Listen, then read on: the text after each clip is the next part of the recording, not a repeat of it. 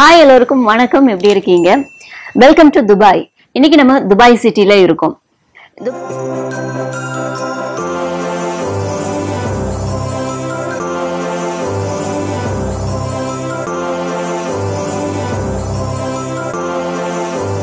Dubai சிட்டில நிறைய இடம் நம்ம பார்க்க போறோம் அண்ட் நிறைய விஷயங்கள் துபாயை பத்தி தெரிஞ்சுக்க போறோம்.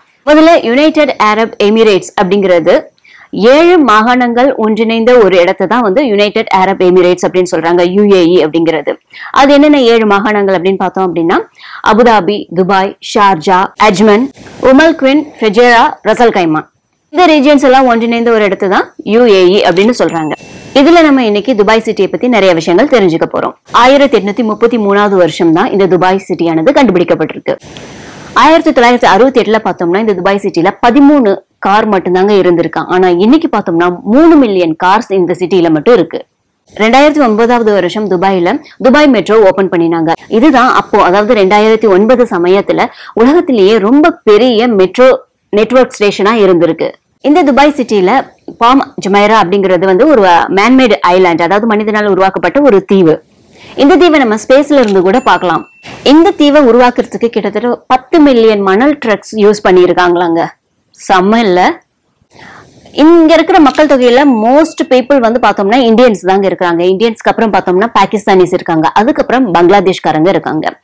இங்க கிட்டத்தட்ட ஒரு 15% மக்கள் மட்டும்தான் ஒரிஜினல் அரபிக் பீப்புளா இருக்காங்க. மத்தவங்க எல்லாரும் வேற இடத்துல இருந்து இங்க குடியேறி இருக்கிறவங்க தான். இந்த சிட்டிக்குள்ள வந்தோடனே நிறைய இந்தியன்ஸை பார்க்க முடிஞ்சது, நிறைய தமிழ் பேசுறவங்களை பார்க்க முடிஞ்சது.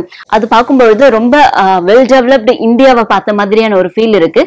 ஆக்சுவல் இந்தியாவும் இந்த அளவுக்கு இருந்தா எவ்வளவு சூப்பரா இருக்கும் அப்படிங்கிற ஒரு வருத்தமும் இருந்தது. இந்த சிட்டில ஆண் பெண் ரேஷியோ அப்படின்னு பார்த்தோம்னா ஆண்களுடைய ரேஷியோ அதிகமா இருக்கு. அதாவது 70% ஆண்கள் அப்படின்னா 30% பெண்கள் மட்டும்தான் இந்த சிட்டில இருக்காங்க. ஆண்களுடைய விகிதம் அதிகமா இருக்கு. அப்புறம் இந்த சிட்டில ஒரு ஸ்பெஷல் என்ன அப்படின்னு பார்த்தோம்னா இந்த சிட்டில மட்டும்தான் மினிஸ்டர் ஆஃப் ஹாப்பினஸ் அப்படிங்கிற ஒரு அமைச்சர் இருக்காங்க. ஒரு இலாக்கா அதுக்குன்னே ஒதுக்கி இருக்காங்க. இது வேற எங்கேயும் நம்ம இதை பார்க்க முடியாது. இவங்கதான் மக்களுடைய ஹாப்பினஸ்க்கு பொறுப்பாங்க. இந்த சிட்டில மட்டும் கிட்டத்தட்ட 130 கின்னஸ் ரெக்கார்ட் ஆனது இருக்குதாங்க.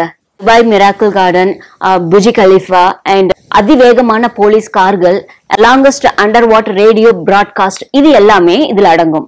1991 பார்த்தோம் அப்படின்னா இந்த சிட்டில ஒரே ஒரு ஸ்கை ஸ்கிராப்பர் தாங்க இருந்திருக்கு. ஸ்கை ஸ்கிராப்பர் அப்படின்னா என்ன அப்படின்ட்டு உங்களுக்கு முன்னாடியே தெரியும். நம்ம நிறைய வீடியோல நம்ம அதை பத்தி பார்த்திருப்போம். வானத்தை தொடக்கூடிய அளவுக்கு பெரிய பில்டிங் இருக்கிறது தான் நம்ம ஸ்கை ஸ்கிராப்பர் அப்படின்னு சொல்லுவோம்.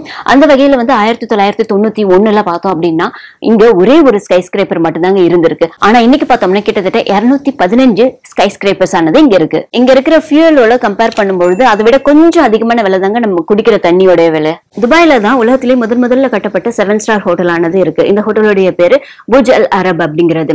இந்த ஹோட்டல் ஒரு பிரைவேட் ஐலாண்ட்ல இருக்குதுங்க.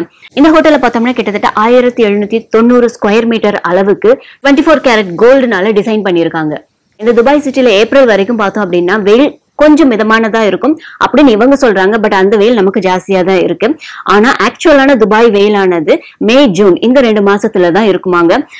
2002 வருஷம் கிட்டத்தட்ட பார்த்தோம்னா 58 டிகிரி செல்சியஸ் அளவுக்கு வெப்பமானது பதிவு பண்ணப்பட்டிருக்கு. அதாவது கிட்டத்தட்ட நம்ம ஃபாரன்ஹீட்ல பார்த்தோம் அப்படின்னா 125 டிகிரி ஃபாரன்ஹீட் வெப்பமானது பதிவு பண்ணப்பட்டிருக்கு.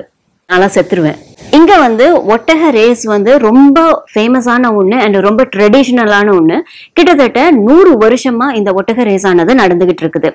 2000 மற்றும் 2000க்கு முன்னாடி அந்த வருஷங்கள் எல்லாம் பார்த்தோம் அப்படின்னா இந்த ஒட்டகத்துல மனுஷன் உட்காந்து அந்த ரேஸ் போவாங்க. ஆனா அதுக்கப்புறம் ரோபோட்டை வச்சு ரோபோட் ஜாக்கியை யூஸ் பண்ண ஆரம்பிச்சுட்டாங்க. இன்னொரு இன்ட்ரெஸ்டான விஷயம் என்ன அப்படின்னு பார்த்தோம்னா உலகத்துல இருக்கிற 1,25,000 கன்ஸ்ட்ரக்ஷன் கிரெயின்ல கிட்டத்தட்ட 24%, அதாவது 35,000 கன்ஸ்ட்ரக்ஷன் கிரெயின்ஸ் இந்த துபாய் சிட்டில மட்டும் யூஸ் பண்ணப்பட்டிருக்குங்க. அந்த அளவுக்கு இவங்க கட்டிடங்கள் கட்டியிருக்காங்க. உலகத்திலேயே இந்த துபாய் சிட்டில இருக்கிற போலீஸ்க்கு மட்டும்தாங்க ஹை ஸ்பீட் கார்ஸ் எல்லாம் கொடுத்துருக்காங்க. அதாவது ஃபாஸ்டஸ்ட் கார் சர்வீஸ் அந்த போலீஸ்க்கு மட்டும்தாங்க இருக்கு. துபாயில இருக்கிற போலீஸ் கார்ஸ் எல்லாம் பார்த்தோம் அப்படின்னா Bugatti and Ferrari, Mercedes Benz, Lamborghini, Aston Martin, Bentley, அப்புறம் மெர்சிடிஸ் AMG, இந்த வகையான ஃபாஸ்டஸ்ட் கார்கள் இந்த சிட்டில இருக்கிற போலீஸ் யூஸ் பண்றாங்க. இந்த சிட்டில தான் உலகத்திலேயே மிகப்பெரிய கட்டிடமான புஜ் கலிஃபா இருக்குது.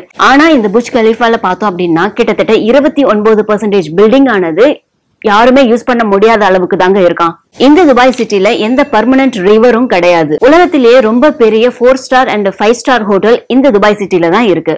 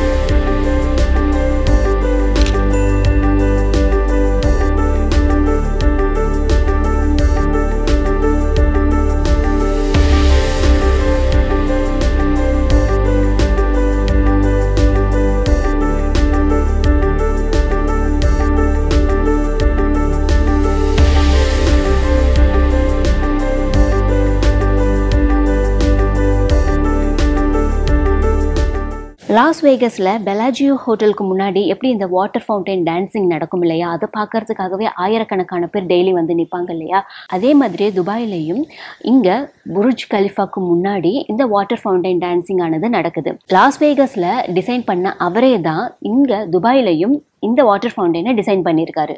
இதை பார்க்கறதுக்காகவும் ஒரு நாளைக்கு நூற்றுக்கணக்கான ஆயிரக்கணக்கான மக்கள் வெயிட் பண்ணி இதை பார்த்து ரசிச்சுட்டு போறாங்க.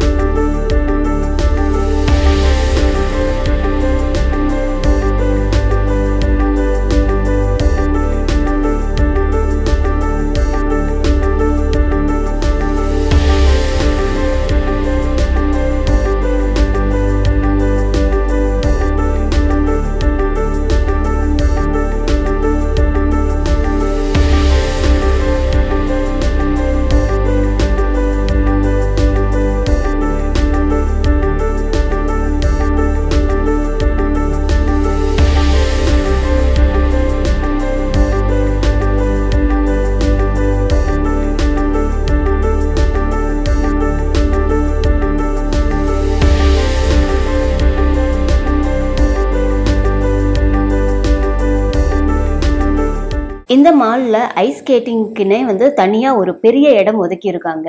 இங்க இருக்கிறது வந்து ரியல் ஐஸ் தான். இது வந்து டெம்பரேச்சர் செட் பண்ணி அந்த டெம்பரேச்சர்ல வந்து இந்த ஐஸை வந்துட்டு உருவாக்கி இருக்காங்க. இங்க வந்து குறிப்பிட்ட நிமிஷத்துக்கு ஒரு தரம் பார்த்தோம் அப்படின்னா மேல இருந்து ஸ்னோ வந்து விழற மாதிரியும் செட் பண்ணியிருக்காங்க. அது வந்து இந்த ஐஸ் ஸ்கேட்டிங் விளையாடுறவங்க ரொம்பவே என்ஜாய் பண்றாங்க.